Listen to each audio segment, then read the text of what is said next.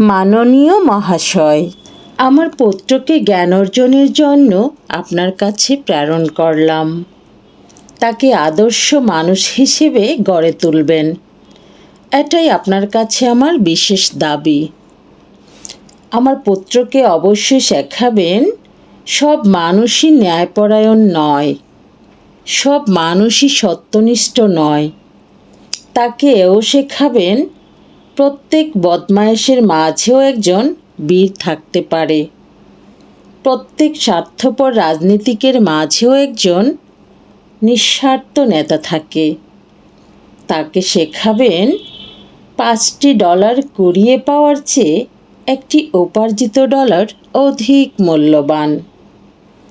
এও তাকে শেখাবেন কিভাবে পরাজয়কে মেনে নিতে হয় এবং কিভাবে বিজয় উল্লাস উপভোগ করতে হয়।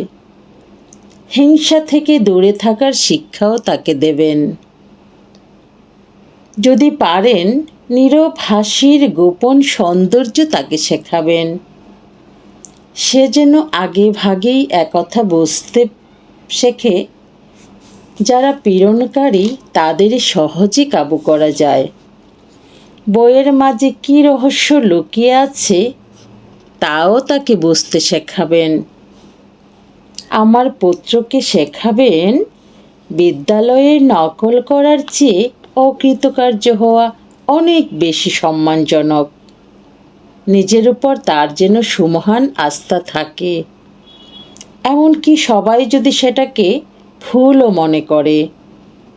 তাকে শেখাবেন ভদ্রলোকের প্রতি ভদ্র আচরণ করতে, কঠোরদের প্রতি কঠোর হতে। আমার পুত্র যেন এ শক্তি পায় হুজুগে মাতাল জনতার পদাঙ্ক অনুসরণ না করার। সে যেন সবার কথা শুনে এবং তা সত্যের পর্দায় ছেঁকে যেন ভালোটাই শুধু গ্রহণ করে, এ শিক্ষাও তাকে দেবেন।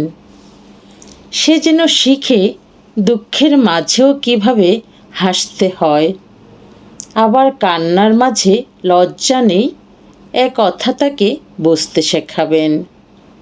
যারা নির্দয় নির্মম তাদেরকে সে যেন ঘৃণা করতে শেখে আর অতিরিক্ত আরাম আয়েশ থেকে সাবধান থাকে।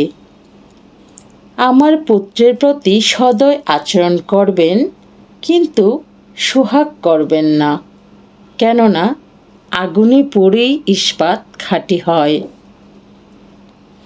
আমার সন্তানের যেন অধৈর্য হওয়ার সাহস না থাকে, থাকে যেন সাহসী হওয়ার ধৈর্য।